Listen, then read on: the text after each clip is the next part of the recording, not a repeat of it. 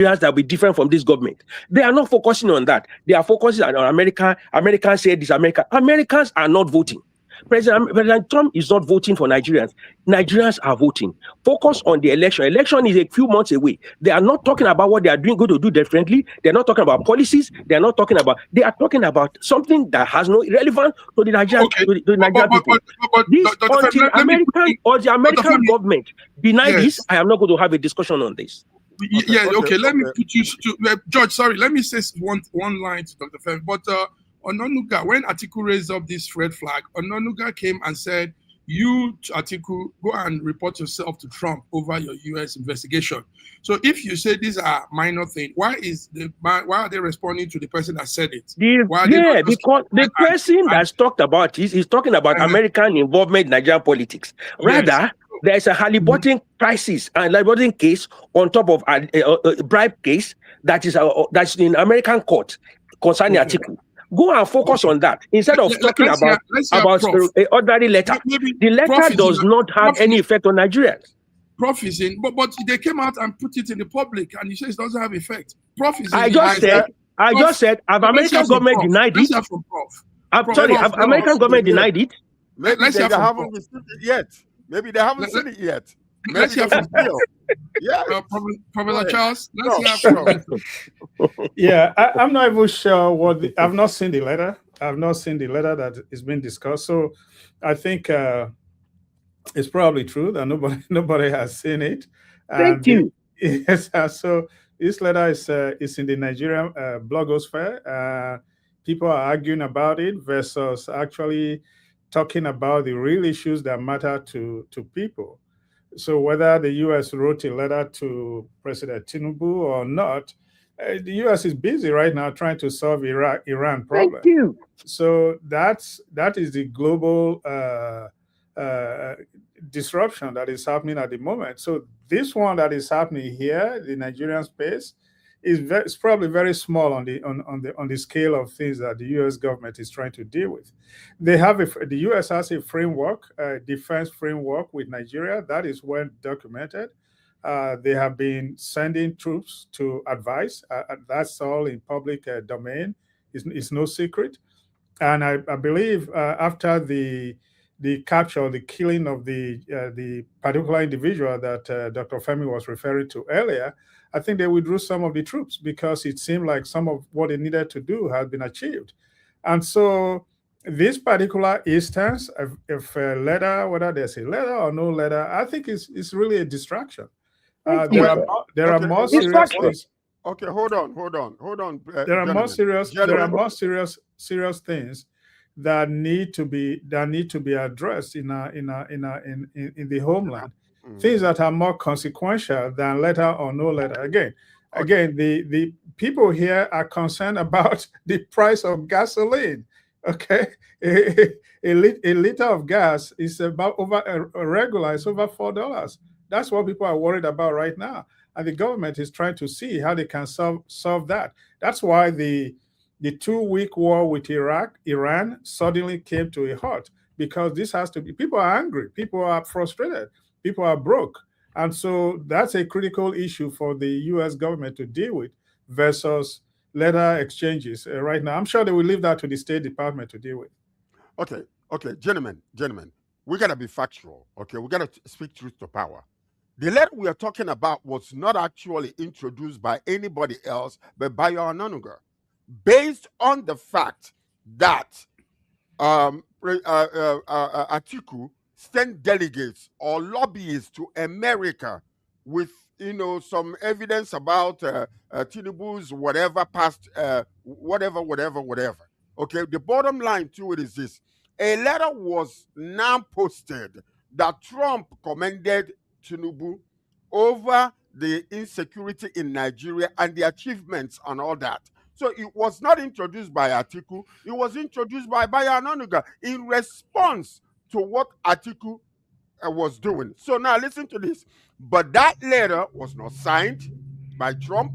That letter was not, because any letter that comes from the White House must either have that signature or somebody who wrote it. So there are so many loopholes. So when you consider, so let me ask you this, George. Yes. What difference does it make? Thank you, sir. You see, Thank you. okay.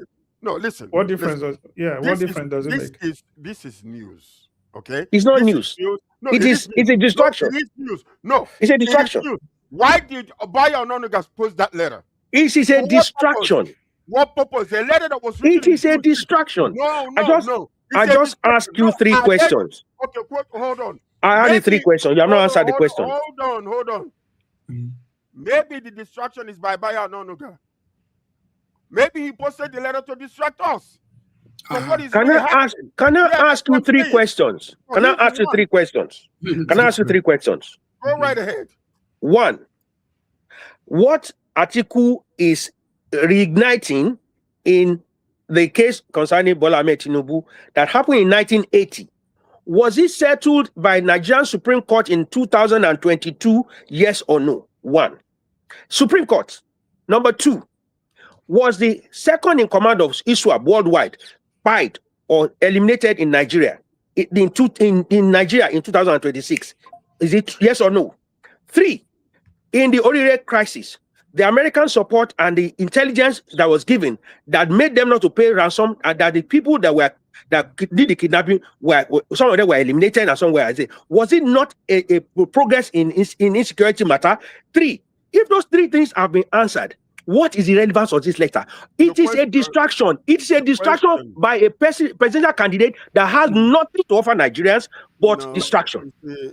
All right, George. Hold on. Let me just say my last piece. Okay. My last piece. The bottom line to this whole entire thing is this. When we are talking, we got to be balanced in our opinions. Because what I'm saying is this. As far as I am concerned, yes, it could be a distraction from the main issues that we are facing, but no opposition did not bring that distraction. Bayo Ononuga, which I call a master liar, that comes from the pit of hell, whether we like it or not, the man, there is no truth in him, was the one who posted it. So let's end that case there. Yes, indeed, there is improvement in Nigerian security apparatus. We've been fighting against America coming to help also. Don't forget, in this particular forum, some of you here were fighting. Oh, we are a sovereign nation. We don't need any help from anybody. Yet today, because of their presence, there has been an improvement in the security apparatus. So we had military intelligence support, and that's what we actually asked for. We don't want American boots on our soil, and that was what was given to us. Military intelligence. It has worked with Nigerian intelligence, and it's working. What is focusing there? Vice President Atiku to focus on what he wants to do for Nigeria differently. And that's what Prof said. Internet has how it keeps things. Dr. Femi, internet has how it keeps things. You and our other colleague Olufemi bluntly came out and said Nigeria doesn't need any aid from the. No. I have the clips. The clips are in our storage. No. We did not say that. We said we don't want American boots on our ground. Intelligence. No country will say you don't want American intelligence. Nobody will say that. Nobody will say we don't want American intelligence. Gentlemen, nobody will say that. To end this. Don't forget what is happening to ADC. Do not forget that Atiku is basically on a lifeline right now, fighting for his own political life because of what is happening to ADC through the judicial system. Let's not forget that. It is important for us to understand that. Thank you. So I would say, yes. Okay. All right, gentlemen, let's go into what AGC. Has been put aside already. Yes. All right, George. Thank you. Let's move on to some other good news. We're talking of security here, so let's continue on security. Tinubu has approved 28,000 army recruitment into our military to boost the fight against insecurity. I think that's a pretty good idea plan. As a son of a soldier, I understand the power in increasing divisions. We now have, he says, there will be now 12 divisions. Nigeria will now have 12 divisions and this will increase the soldiers, the manpower, the personnel, artillery support, logistics, and everything. Let me start with Professor Charles. Do we now hope to see improvement against the fights with these knuckleheads, the bandits, and the terrorists? What do you think will happen? Yeah, well, remember the military is supposed to be the second line of defense for this type of warfare. The police is supposed to be the first line of defense, because when a crime is committed, the police is supposed to go out and investigate. It should not be the military that is going to look for kidnappers and those kind of people. The police should be the first to go into that offensive, if you will. So adding 28,000 more members of the military is going to take time to train them. So they're not going to be productive right away. So they have to be trained, they have to be equipped, they have to, all kinds of things need to take place. So at least you give them at least a minimum 6 months to become productive, maybe a year to become well trained and ready to go fight war. So I think it's a good thing that we are boosting our military infrastructure, which includes human resources. But more importantly, I think they need to be adequately trained so that they can defend the territory of the country. These are the people that should be protecting us from, because right now everybody knows that our borders are very porous. And so we need the military to defend against, whether it's from the north or the southeast or southwest, wherever they are coming in from. The military should be available to do that. And then internally, our police infrastructure, our police security forces should be ready to protect the civilians against any, whether abduction or kidnapping or terrorism, as the case may be. And so, establishing more divisions and getting more recruits, I think is a good thing. Hopefully, we can extend it to the police force. Power talk. Thank you very much, Prof. Dr. Olufemi, do you want to add to that? Yes, I also want to commend. I want to just concur with Prof on this one, and also we need to also look at it. I want to look at it from a critical point. When we're talking about regionalization and decentralization of power in Nigeria, we are seeing it right now in our faces. We don't have to go and start making noise. We want to split Nigeria into this. This in the past, we used to have about 3 divisions in Nigeria, and most of these divisions are centered in the north. So what the president has done is to split the Nigerian army. So training is done, even in Oshogbo, in the east. So there are divisions now in about at least 2 divisions in almost all regions that have been training people, soldiers in this region. Secondly, like Prof said, the first line of defense is the Nigerian police. Now we talk about the police reforms and also the state policing. So we are seeing different policies and different laws towards security and internal security. And we also say that security is local. Like Prof said, that's the first line of defense. So policing is done at local level, and where we have the local policing, vigilante, JTF, and all the stuff. For example, in the east, the Ebebiagu.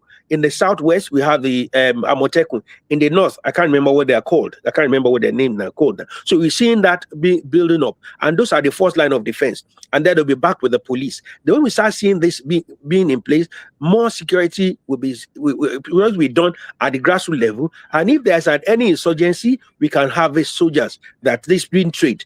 Like Prof said, that will take about 1 year to get them on. So we're seeing reforms. When we're talking about reform, these are the things we'll be discussing. Not discussing whether somebody wrote a letter or not. These are the things that concerns common Nigerians. These are the things that people will vote about. These are the things that will touch the life of people. These are the things that will touch the common man, whether they are secure to go there, do their business, whether they are secure to go and do the way of life, or whether they are going to school with NELFund is funding. You can see Indeed. children are jubilating for nail fund, and people are coming out. They are collecting money, stipend from government to go to school, and they are getting life is getting better. These are the things we're talking about, not whether somebody wrote a letter. Donald Trump is busy with Iran. Please, Donald Trump is busy with Iran. Dr. Olufemi, don't downplay this letter thing, because like George said, it's the APC party that started it. It is not APC. It is a federal government. It is APC. It's not APC. What I mean is, it's the other side that came up and talked. So let's not go back to the letter thing, because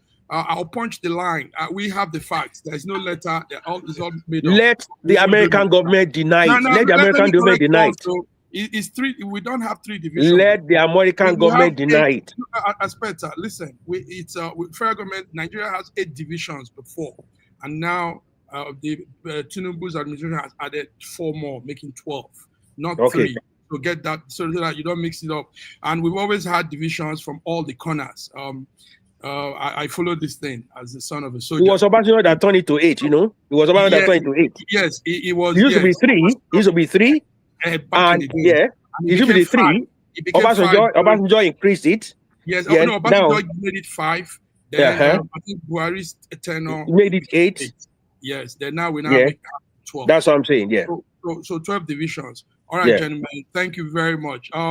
Let's look into some other good stories too. There are good stories from Nigeria this time. The German business delegation says there is strong potential to expand economic cooperation with Nigeria. That sounds good. It happened last Friday. German business people are in Nigeria, and they're looking at expanding cooperations in many aspects, technology, energy, and all the rest. Prof, when we hear these things, we want it to really materialize. We don't want it to be story on the headline. So what do you say, Prof? Germans coming in. Will this bring some succor to our economy? Will this bring jobs to these young teeming youths that are hanging around? Yeah, I think at a high level, as a news item, I think it's good. But obviously, like they always say, the devil is in the detail. The question becomes, what is? I hear you mention technology, and perhaps, that would be big. That would be a big deal if there's a focus on technology, because that's what is driving the economy for most nations today. For example, over here in the US, AI is driving the economy. It's because of AI, a lot of companies are making tons and tons of money. But we don't know if Africa is prepared for what is coming. And so whoever we can partner with, whoever we can work with to help us to catch up to the rest of the world, I think anytime you have somebody that is going to invest money in your economy, I think you welcome it. However, it has to be such that when they are coming to invest money in your economy, they are not taking more from you than what they are getting, than what they are giving you, otherwise known as a return on investment. So your return on investment, if this agreement is going to get a lot of our graduates employed, if it's going to get a lot of our people trained, so they can become business owners or entrepreneurs, or they can become business people, I think it's good for the country.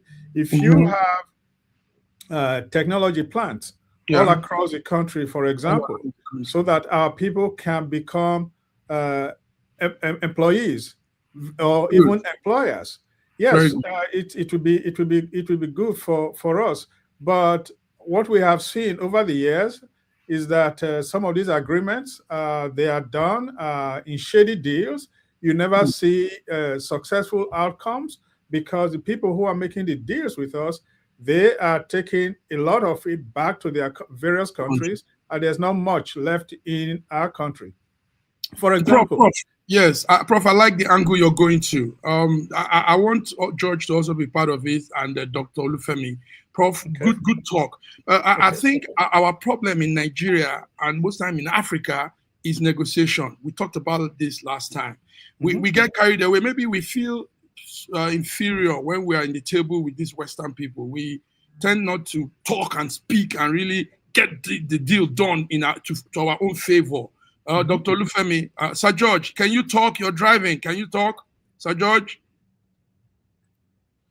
Sorry, I'm muted. Yes, I can talk. I can talk. Okay. I can talk. So, Prof came up with the angle of getting the deal done in a way that favors us. We're talking about the Germans that want to come in to do business. They say they are looking into investing in technology, partnering with Nigerians in energy, cooperation, and all of that. But I'm saying our level of negotiation on the business table is very weak. When these guys come, maybe we get carried away that they are white people and we feel inferior. What do you say, George? Because they will come and go, it will favor us. One of the major issues, and I say this with all due respect to what is, our people in Nigeria, educated and highly enlightened to a degree. But in dealing with white people, we need to understand that in many of these situations, we need somebody who got that external influence and external experience to deal with them. Because what happens with that is, if you are local and not well exposed to the international way of doing business, it will affect your negotiating tactics. So what happens with that is, most of the time, they are intimidated, whether we like it or not. And number two is that most of the time, there is a whole lot of the way we deal with our situations in Nigeria versus the way it's supposed to be. So that influences a whole lot. I can give you a perfect example. When the IG of police called us here in Canada to bring security apparatus in Nigeria, the cameras and all those things. So we put together a very robust, beautiful, wonderful, with a company that is so well recognized. We took them to Nigeria, had a meeting with them. They showed demonstration with infrared cameras and everything else. In the middle of the night, they went to the white people who were supposed to be installing the equipment that we brought and started to negotiate with them outside of us. As a matter of fact, when they saw that we were not going to compromise the quality, they took the samples we got. The IG himself went to China and brought a very weak, fake camera system that actually, during that time when the UN bombed, when the terrorists bombed the UN center, when they looked at the camera, they found out that it was not working. So what I'm saying is that we need people with international experience. We need negotiators with that international experience who can stand toe-to-toe with these white folks when we are doing our negotiation to ensure that it will benefit us.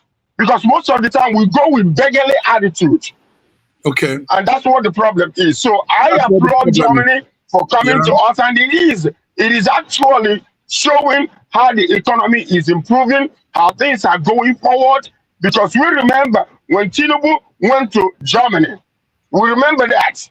When he went there, and they were all complaining, oh, why is he going? Traveling all over the world. What are you doing? Here is one of that. He represented us there. Now we're getting the dividends. So we got to be careful. Let's put people that are so well-rounded up when it comes to international negotiation, so our country will be positively represented. Sir John, keep your hands on the wheels. Nice. Put your hands on the Okay. Dr. Lufemi, yes, I know. In order just to add to that, sometimes it's not about the weak negotiating skills. I can understand where Sir George is coming from. Also, because there's limited credit facilities from Nigerian end, so the capital actually come from the West. So the person who pays the piper dictate the tune sometimes, and because they are bringing foreign funds into it, the foreigners tend to want to dictate the pace because they are bringing the fund. And therefore, the Nigerian counterpart are just bringing the manpower and all the stuff. So they tend to have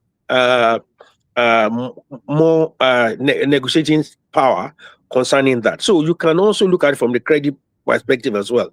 There are also some people, like Sir George said, there are some people who are just dubious. Whenever you do things in that, they will shout out to heaven as if they love Nigeria more than anything. Give them responsibility. It's all about their pocket. So you find it. That's why I always kept talking about evil servants when we have to talk about Nigerians. give them the opportunity.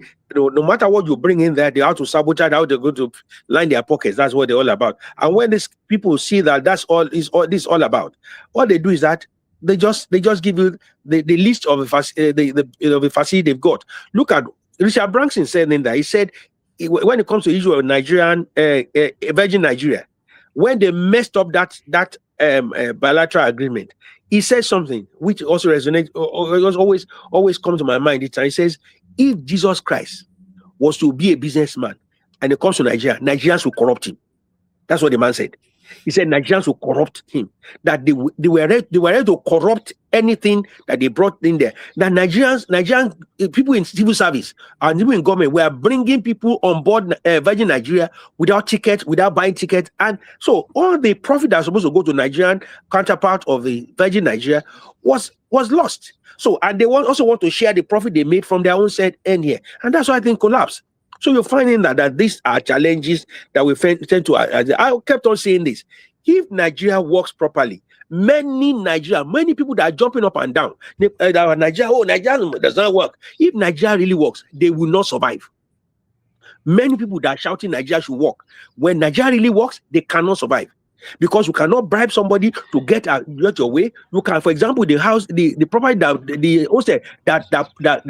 collapsed in Oko will not get approved if you are not doing the right thing. So they will say, oh, they are blocking their way, but because they have not done the right thing. So if Nigeria system really work in Nigeria, so I'm more concerned about system working in Nigeria than who's president, who is going to be this, whether it's APC or PDP or ABGA or anything. I'm more concerned about system working. But if I see somebody working towards the system and I'm supporting it, I have no apologies about that. Powerful. Thank you very much. System working. You've insisted on this civil servant thing. We will be putting our satellite on that topic. We're going to put our satellite on the evil servants, because it seems that they are the ones that is messing up Nigeria. Yeah, we're going to put our satellite. We're going to shine light on it. Yeah, let's also put satellite on one of our guests here. Viewers are online. Excellent, happy 9544. Thank you for joining and putting your input. He says, hello, everyone. I have a question. Arise TV and other media outlets, including yours, have advised the government on many situations, but all to no avail.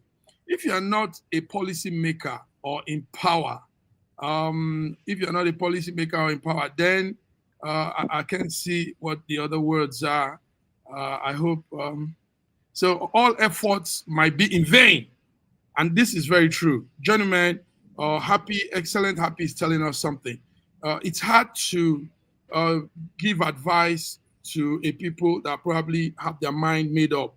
They set their mind in one track. Can I say something about that? Yeah, okay, something about that.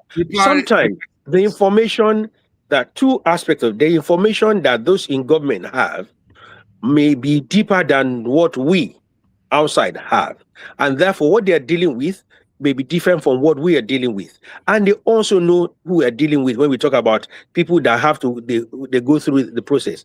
Secondly, some of these media houses that they mentioned, they are just opposition party. They don't see anything good in government. I know. I won't mention the name. He mentioned a particular television channel. They don't see anything good in government. Even if they see good road, they will look the other way and be looking for the bad one. If there's good policy, there's nothing wrong in we do it here. When we see good policy, we talk about it. When we see bad policies and things are not going well, we talk about it. But that particular television station, I've never seen anything good in government. If they will bring somebody there, they'll be asking questions that are irrelevant, and they'll be focusing on what is wrong. And you cannot begin to look at, you cannot begin to press that forward as a narrative, and you want the government to develop. Dr. Olufemi, I want to agree with you. My observation as a journalist abroad, schooled here, and looking at the Nigerian journal space, the media space, I see that they are all getting it wrong. All the media homes, everybody is a client. Everybody is tending aligned to one party or the other. Yes. TVC, you talk of the other TV. There's also the other one that just supports everything APC Tinubu does. You know, so I see that they have missed it, and I think it's because of the desperation with the people, because people are really desperate for good governance. So everybody is trying to hype their own media, their thing, and what they are doing is aligning to party and not aligning. So yes, excellence. But what we notice, excellence, is that some of the new things we see happening in governance in this present government looks like they are checking on Prof. They are checking on George, and they are checking on Olufemi, because we will have a discussion today, and the next day we're seeing something that we just discussed happening. So it's not totally them avoiding or not listening. It's also they have to do things in the way that suits conditions they find themselves too in that government. So thank you very much, Excellent. We appreciate your input. Gentlemen, let's come to the Ore case. You all know what happened last week. They brought 3 of those. Femi told us about the operation. Yes, the operation was very strong. They went in there, they killed some of them, and they got 3 of them. And now they've sentenced them to life imprisonment. Now, here's the discussion. George, people are saying these guys are ruthless. These guys are mean. These guys are wicked. These guys should not just be sentenced. These guys should be on the firing squad.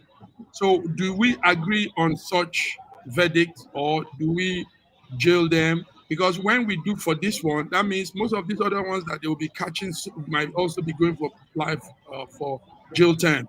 George, what do you say? I have advocated for life for life. Life for life. If you take someone's life, if you're one of the conspirators to do so, life for life. Life sentence is spending too much money on our taxpayers' money to feed you while you're there, after you have already unalived many people or plan to do so. Let me tell you what will stop most of these people from doing what they are doing. When we begin to do that public firing squad, there is nothing wrong with that, as long as the judgment is transparent and they have gone through the legal system and come to the point where they have been found guilty. I believe that the best way to limit this number of people that are doing this is for them to look and know if they're caught, they're going to be killed. Though you will see a lot of them think twice before they start joining. Part of the reason why they are joining today is because we've been so lenient. We slap them on the hand, and then tomorrow they're repentant, and then you give them a wife, find a wife for them, give them a welfare, and the taxpayers' money are going to them. But they have killed a lot of people. No more. We need to be strict about these things, because lives have been lost. We've lost so many lives, more than many countries that are at war. Can you just imagine that? We lost so many lives. What I believe that I am advocating for a firing squad for these people. When they are found guilty, put them out there in the public. Let's unalive them and stop spending any money on them. They are useless people. They're animals. We're going to treat them that way. Thank you, Sir George. Prof, we lost one of the teachers in that whole Hayman. And two of the teachers. Two. And our children went through torture. Now they'll be going through the trauma of those moments. Through your lives. Yeah. So what do you say? These 3 guys have been sentenced to life imprisonment, eating our taxpayers' money, food, and sleeping, and probably having some small good time among themselves. What do you say? Yeah. So these guys, they're probably in their 20s, early 30s. So technically speaking, in an ideal situation, they still have 20, 30, 40 years to live, 50 years to live. So maybe from that perspective, you can save spending taxpayer money on them. The reality is that ultimately, to deal with this particular situation, we have to. I want to say overhaul our education system. Because these people have bought into an ideology, and that is what we have to fight, the ideology they have bought into. And that can be confronted with a solid educational system that gives a little bit of hope to this type of people.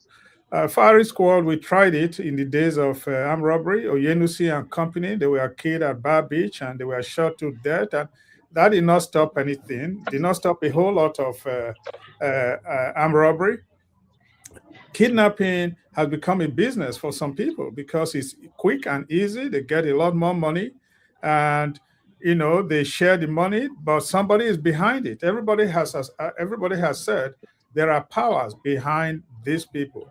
5 of them were initially arrested, right? 2 died in jail, and now the other 3 have now been sentenced to death. And we are told that many of them were killed. We don't know how many. And then you now have somebody out there with a video saying that there was a ransom paid, 5 billion. This is Goshe. This is Borno State. That's a different story altogether. But yes, absolutely. With this particular instance, there are quite a few things. The focus is now on the 3. But what about those children? What about those women? What about the people that came out alive? Who's paying attention to them? Who's trying to make sure that the trauma they suffered or they encountered doesn't come to haunt them in the future? In other words, I believe that a lot of those children, somebody needs to start talking to them to make sure that what they experience doesn't haunt them for the rest of their lives. Because there's a psychological scar on each and every one of them, the young, the old, and the not so old. All of them need to be treated.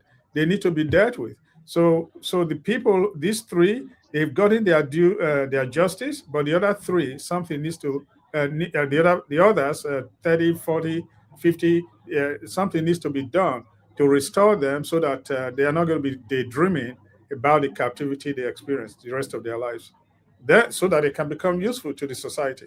To me, more effort should be placed on those people and then future education, so that we don't have to deal with this type of madmen. All right, Dr. Femi, do you have anything to add to that? Yeah, I want to disagree with Prof on this one. The idea behind rehabilitation of people that been caught on the business doing this business should not be dealt with like with kid gloves. Now, this idea of sending them to life imprisonment. Now, let me just bring back our mind a little bit.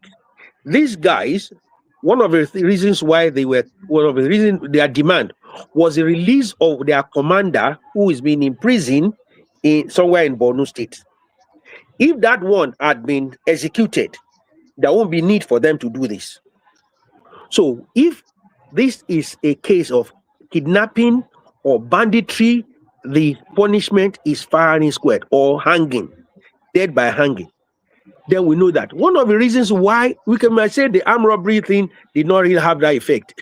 You may say that, but the moment an armed robber is caught, he knows that he is going for it. Secondly, one of the reasons why the issue of military coup was a deterrent in Nigeria was that that if you are caught, there is no mercy. You are going down for it. So everybody, even if they say beside you, you couldn't go and tell your commander it's happening. So everyone has to be careful in this. But we know that we need to do that. And look at what is causing. There's a difference between people that have been, they say repentant Boko Haram. You hear that there's a process for it. We just lump them together. Bandits and these kidnappers who have been arrested and have been tried and been convicted should face the capital punishment. There are some of them that have been coerced into this because they've been captured as young soldiers, as children soldiers, and been forced into this business, or they've been captured and been used as sex slaves, and they've been captured with these people. Some of them can be rehabilitated, but their commanders and their people that are found in the middle of this business like this should not be spared. So we should not lump all of them together. We should try and separate them. Those who are caught in the middle of the business go for capital punishment. Those who have been arrested in the course of the investigation and they've not been found to be right in the middle of it, maybe aiding and supporting, they may go for life imprisonment. Not just put everybody in life imprisonment. Before one day or the other, some people will go and kidnap another children and tell them that these 3 should be released. If they not be released, they will kidnap more. But if this one has been eliminated, it's done. Okay. That makes sense. I have another suggestion that I mentioned last time, Massive Man. Listen to this. we're suffering with food insecurity in Nigeria. And then we're bringing these people out and calling them rehabilitated and giving them wives and paying them money. We need to find a camp, a boot camp somewhere with masses of land and surround that place and put them there. And they will be farmers in those places because they have displaced our farmers in the middle belt. We need to put them there, and then they're going to be in prison, but they're going to be also forced to farm for our land and bring that food out. America is doing it. America is not announcing it, but they're doing it. If you go inside America today, they are doing it. Yes, I wanted to say so that Dr. Femi was laughing. But yes, America does that. I was talking about Guantanamo Bay. We have our own Guantanamo Bay. Yeah, in fact, no. Regular prisons. Regular federal prisons. The money corporations, many they are doing tool and die. They are doing tool and die. They are doing a whole lot in that place, and they're paying them stipends only maybe 50 cents per hour. 50 cents per hour because they don't have nothing else. 50 cents per hour. So we are beginning to do that. We may not. We are beginning to do that in Nigeria. That's why it's called correctional centers now. Yes. We are beginning to do that in Nigeria. It's now Nigerian prisons are not Nigerian prison anymore. They are called federal correctional centers. So things are changing within that. Under this current minister, things are changing there within the prisons.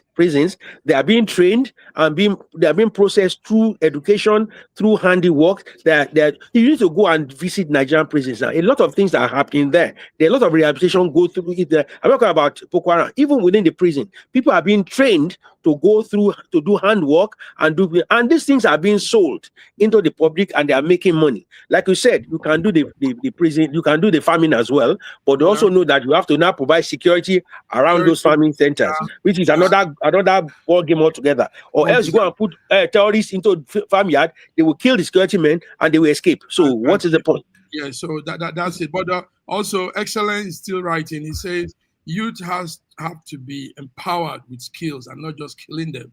Many are Nigerians as well. UK faced the issue in the past, but the youth empowerment and good economy policy would help. Exactly. I agree with him. Again, I'm saying we may not agree right now, but 5 years from now, 10 years from now, when you start to look at what is going on in the country right now, you would say, like those three young men, they may not have pulled the trigger. They did not pull the trigger to kill those people that died. They were probably coerced into joining this group. Again, it's an ideology we are fighting. And you don't fight, typically you don't fight it with guns. You have to also get in their mind. Why are they getting into this situation that they have become terrorists to the society or become I think that's something we have to look at. And like Excellent just said there, our youth needs to be empowered. Our school systems need to be revamped so that students don't. I mean, all of you, I'm sure you are aware, go to many of our secondary schools today. You just wonder what kind of kids are we having in our schools. Many of them are not interested in learning. So we have to figure out a way to make sure that when they go out there, they're actually learning so that it can become useful to themselves, to their parents, and to the broader society. So that we can, even if we have this type of behavior, it's minimized, so that because the goal is how do we eradicate this type of foolish behavior? How do we eradicate this type of foolish behavior? Gentlemen, you went hard on this one. Thank you very much. We need to have one small international news. We heard that U.S. is investigating possible Russian role in these Iranian strikes. Russia is defending Iranians. Is that true, Prof? Is that the situation from your end? Well, that is part of it. I think there's even more than that. Even right now, we are concerned about AI security, especially coming from China. So that is why. Excuse me, that's why I was saying earlier, that news, the letter you are talking about there, nobody's really paying too much attention to that because there are more fires that are burning out here that people are paying attention to. So we have to be able to deal with our stuff ourselves. We have capable people, we have smart people, we have intelligent people. We just need to leverage the resources that we have. and not continue to, in that case, I'm talking about the homeland. We have to leverage the resources we have and not continue to wait for somebody to come and solve our problems for us. And so, yes, here in the US, there's hunger in the land. People are suffering. And so that is what is driving the politics of the day. You know, you hear affordability, meaning even though the unemployment rate is low, but people feel like they can do less with the money they have today than what they were able to do 2 years ago, 3 years ago. So that is it's not yet a crisis situation, but it's almost getting there. So Russia helping Iran. Everybody knows that that's not it's not far fetched. You know, it used to be called the axis of evil: China, Russia, and Iran. Yeah. So those three countries. So they're still working together because Iran is fighting the U.S. with a blind eye, but they have an open eye from Russia that is helping them to locate where the asset is. So yeah, I think that story is. Thank you very much for that, for opening our eyes, gentlemen. Let's crop it up. Finally, we're doing 4 extra minutes. We have to go a little further, but we were talking of what Atiku has been doing, but there's this one that I think is something that concerns all of us. He says there was an oil windfall from the U.S.-Iran war, and he says Nigeria made about 7.98 trillion, but there is no account for that windfall. George, did you hear that story? So I heard it. No, but Dr. Femi, you're laughing. We can't be living anyhow. I mean, it's a nation, for God's sake. It's a country, and things should be done orderly. When the money comes in, it's our shared wealth. It's not one man's money. It's shared. It's Nigeria. You know. So what the bottom line? The bottom line to it is this: then we need to improve in our transparency, because one of the, you see, this attitude of them and us, like the government and then us, that is what has been fueling this whole entire mess. They take the money, they do whatever they want to do with it. There is no transparency. They, even look at the Senate. That Senate is saying that they don't even have a budget. Can you imagine that? So some of these little things that are coming up. Hold on a second, let me finish. We need to be very, very careful, because this sentiment that we have, because my person is on top, therefore, all the questions is irrelevant. It's coming from, nothing but, people that are thugs that are, asking those questions. No, these are legitimate questions. These are our money. This is what this woman did. What's her name? They're in London right now with you guys. With Dr. Lufemi. I told you guys, bring that woman, bring this woman to come and bring our money back. So let me tell you something. Even if, look at one of the ones that was working with Tinubu. The kind of money that he stole is just being recovered right now. So what I'm saying is, when these things come up, let's not turn a blind eye to it. We are not prosecuting our president. We are prosecuting the system, the people, the evil servants that are under him. So we cannot close our eyes when things like this come out, and then all of a sudden we start laughing as if it's a joke. It is not a joke. It is not a joke. Opposition that come out with a figure. They're not talking about there's windfall from me. It's a different thing. There's a windfall. It's giving a figure of 7 trillion from windfall from oil. Now, if there is 7 trillion from windfall from oil, because of the fact that there was a blockage in the stream of Hormuz, there's 7 trillion there. There's a way we calculate this. It's a simple thing. There is OPEC quota for Nigeria. If as Nigeria made that quota, what was the quota that was it? What's the cost per barrel? Is it 7 trillion? Please, when these people start throwing numbers just to get traction, let us just be careful. I said it last week when we were talking about the issue of the election of NBA. I said, let us be careful with the words we use. Go and listen to what happened now. The people that were shouting that there was election are talking rubbish. So let us be careful when people start throwing words. Atiku is saying 7 trillion. Where is the calculation? Where is the numbers we're talking about there? 1, Secondly, Nigerian government in the past had used our oil production supply to OPEC to take loans for the past. We have to pay back. We are paying back those loans. So when we are making money, we have to pay back those loans, and we are also raising our foreign reserves. So when we are talking about this, I'm not saying that there's no windfall. I'm not saying that. But when you start throwing 7 trillion so that you have to get attention, let's just be careful when these people throw this just to get attention. That's what I'm saying. I'm not saying that there's no possible of the opposition. Dr. Olufemi, the opposition is doing what the opposition is supposed to do. But not fake news now. The point is, no, hold on a second. Hold tight.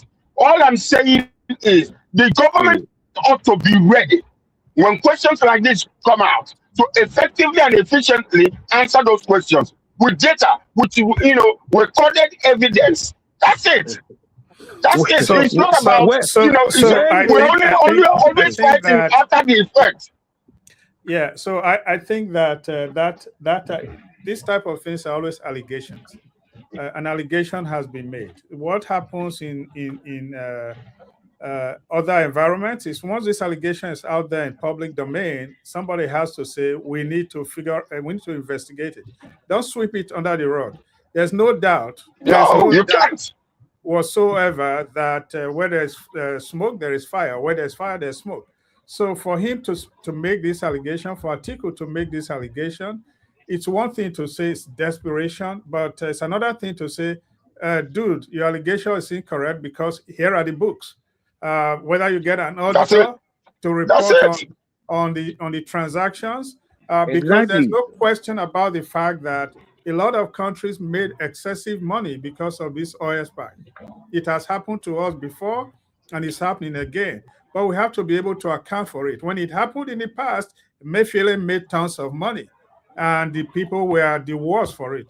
Malami made tons of money and buildings. The people were the worst for it. So we cannot say it's irresponsible. I mean, it doesn't make sense. But let the auditor come up and tell us where is the money. Let them account for. Yes, Prof. I agree with you. I do agree with you. But these are just being made. And when it is time for them to, they will come. The problem is that each time the government clears things like this, they will say, oh, it's lies. But the thing is this, some people just jump on it and then dismiss it. When the issue of the tax laws were here, some people came onto it and got into it. Yes, I just said about what we discussed last week about the NBA election.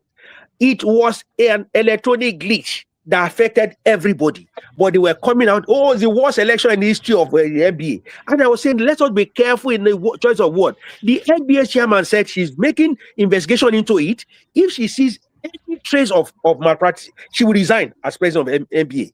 She said that. And she said that these two people that contest against her, she went to their office to look at what do you have in there. One of them walked out of the office. The other one refused to pick our call. These are the kind of people we are talking about. They are bitter opposition. Instead of them to be opposition or progress, some of them are bitter opposition. This woman said, I went to our office, or to his office. What do you have? So that I can get that information, we can progress it, so that we can clean NBA. The people refuse to cooperate at all. I think the challenge, Dr. Femi, the challenge is when we label people and just brand them as they say they're opposition. I think that does not make room for constructive disagreement, because people wanted to be president as well. See, they wanted to be president. Now they lost, and they think they lost unfairly. I think the better thing to do is like, okay, guys, it's the same thing we have been saying, negotiation. Let's talk about it. Why did you lose? What happened? Let's review it. And so, because now this may not be the right time for the new president to talk to them, because their emotions are still running high, because they were vested in this particular position. So give them a little break, and then maybe they will calm down and come and be reasonable, if you will. Okay. Yeah. Okay. So please, let's not call them opposition right away. They are human. They are humans, and so these things happen. If you are there, you probably do worst, because I've seen you. Dr. Femi is always very alive.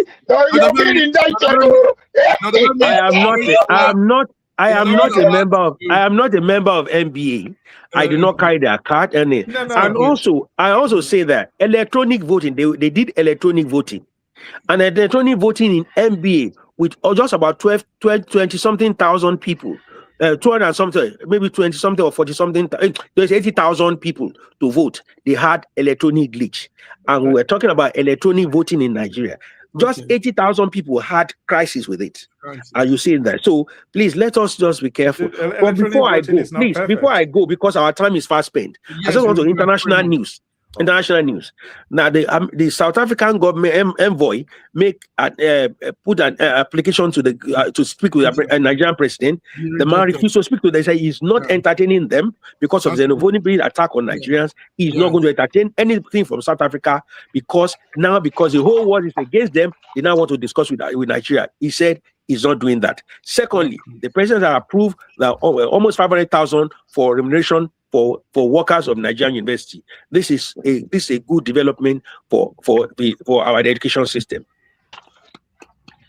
Thank you very much. So, gentlemen, this is it, and excellent, happy. Thank you. You've been putting your points there too. One time he said, "Let's have a balanced view." So, thank you for reminding us. Thank you for joining. Also,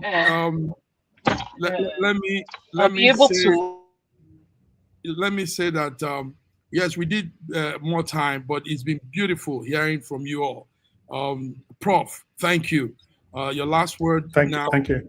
So special. That was good. They are humans and not just a position. That's a good word. Dr. Femi, we appreciate your being ever ready to strike. You know, yes, you make this whole thing balanced. So keep it up. Keep doing that due diligence on what you're doing. Sir George is there. Sir George driving. Thank you, Sir George. We have to go now. So Wednesday we'll be here on the African Update. Until then, thank you, viewers, all of you that have been following. Thank you. Okay. Beautiful. Thank you very much, and peace out. Peace to everybody. Peace to you. Happy New Week. Bye-bye. Right.